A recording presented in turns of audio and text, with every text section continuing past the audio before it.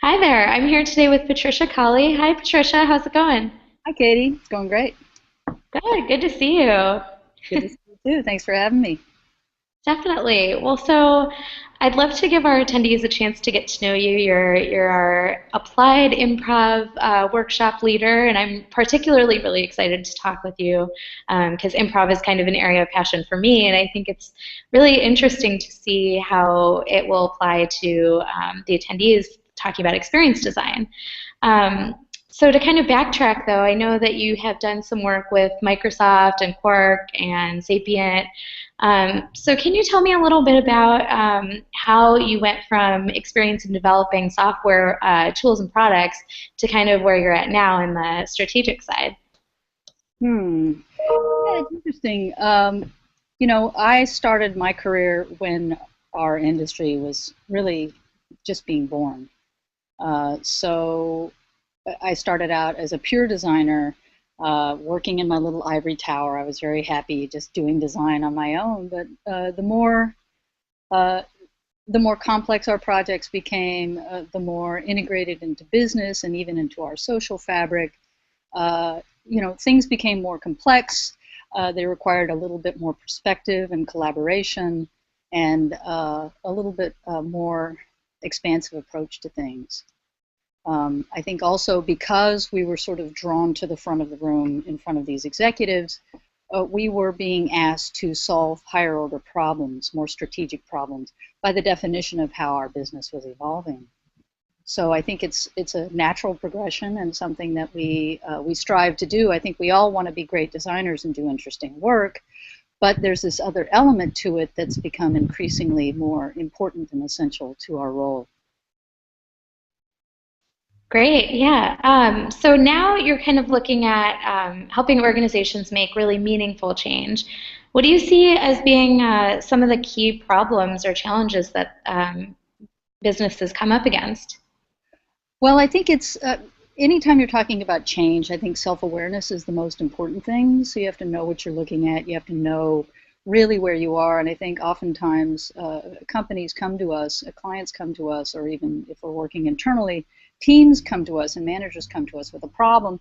And part of what we do is we help to frame that problem. And we do that by reflecting back to them the stories that they've told us and by helping them to maybe fill in the gaps or clarify the story where that seems to be a little unclear or muddled. And so I think, storytelling obviously is an essential piece of what we do, not only as designers in presenting design, but also in getting people on board and aligned in the same direction in terms of what they're trying to achieve. So I think that's a pretty essential part of it. I think there's a lot of other things too. I think we have to look at capability maturity. I think we have to look at where not just capability maturity in ourselves, but also the company itself. What kind of change are they ready for?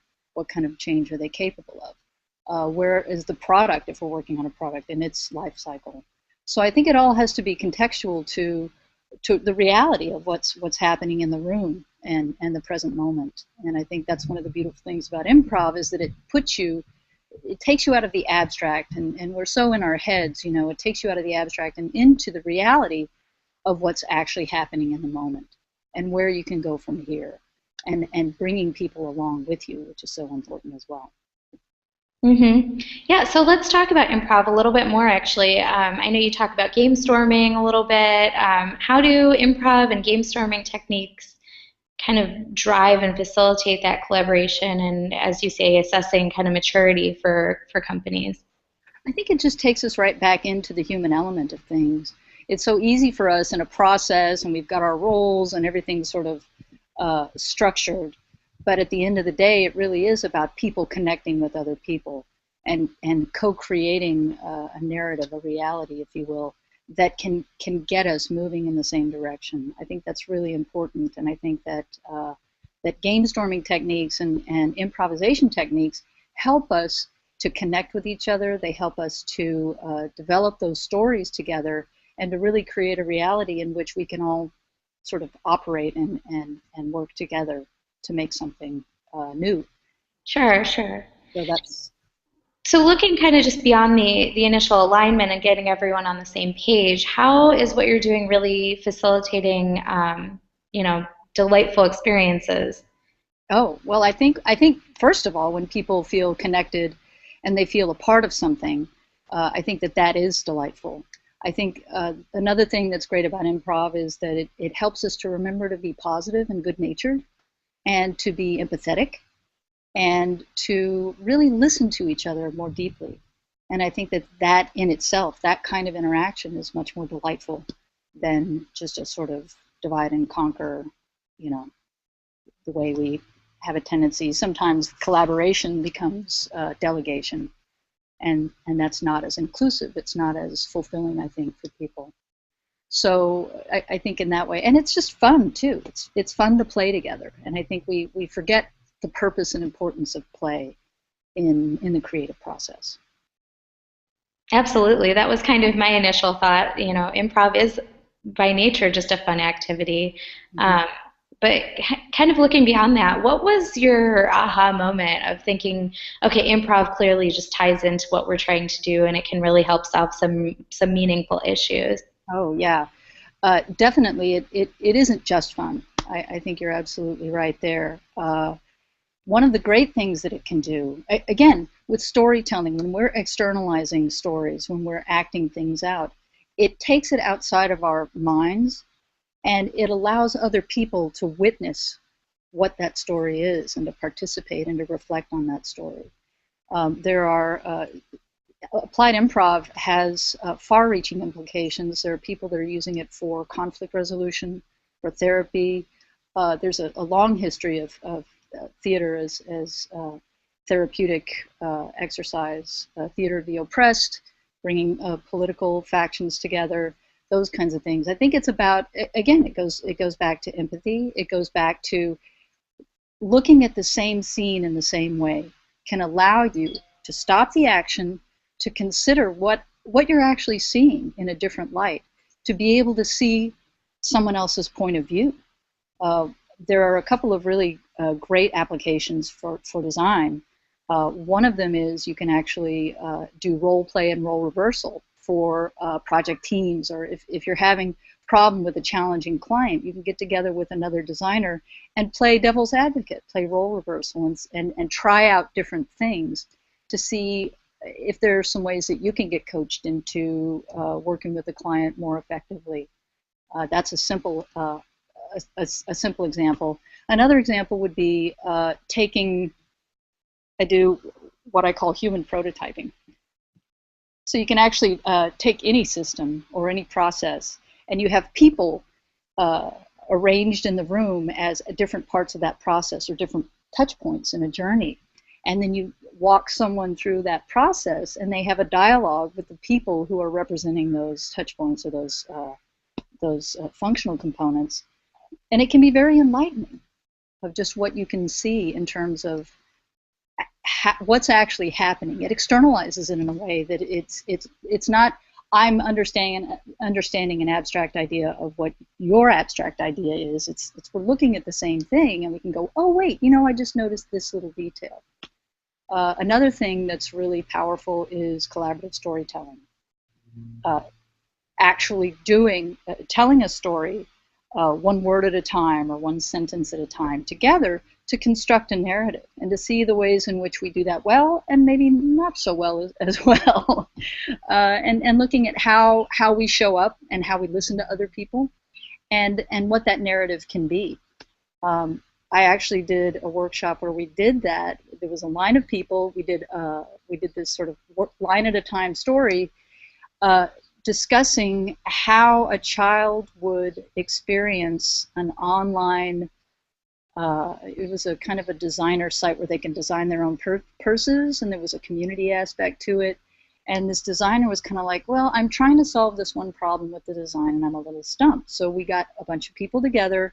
We told this story together as a group, and all of a sudden there are all these amazing ideas that just spontaneously popped into people's heads of how a child would actually enjoy and what they would want to do with this product. And the guy, he was just amazed that it actually broke through his block of how to serve this population, how to get this product to really do what kids would want it to do.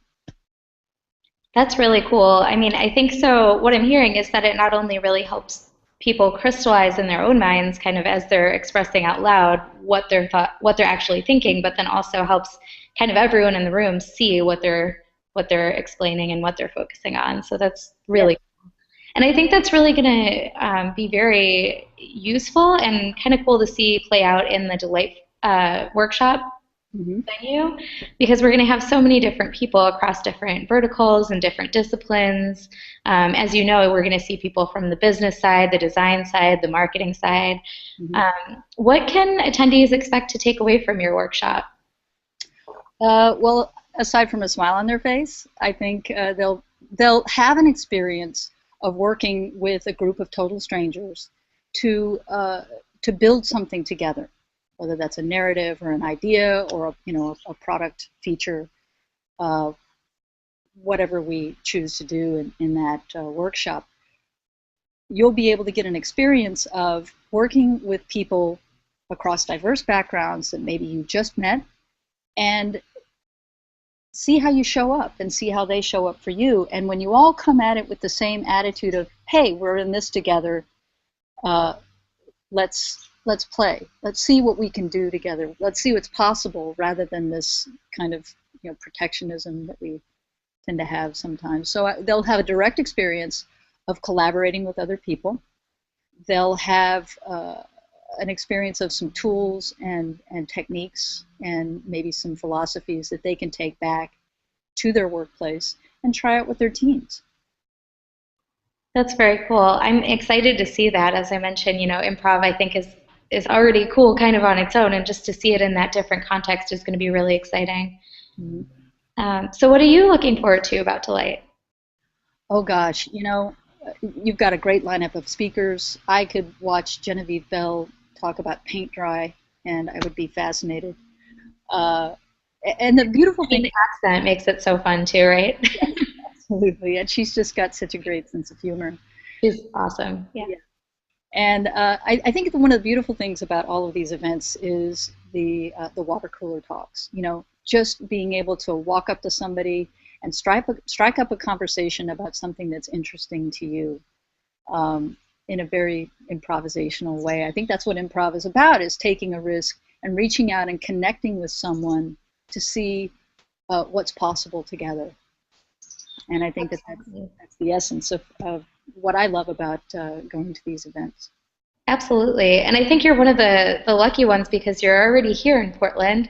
So you'll definitely be here for all of the fun after hours networking things. Our opening night reception is still yet to be announced, but I think that'll be a really fun one to see people interact at. Very cool. I'm looking Excellent. forward to it. Yeah, well, I'm looking forward to hearing you speak and seeing you in a few months. And thank you so much, Patricia, for your time today, and we'll talk soon. All right. Thank you. See you all.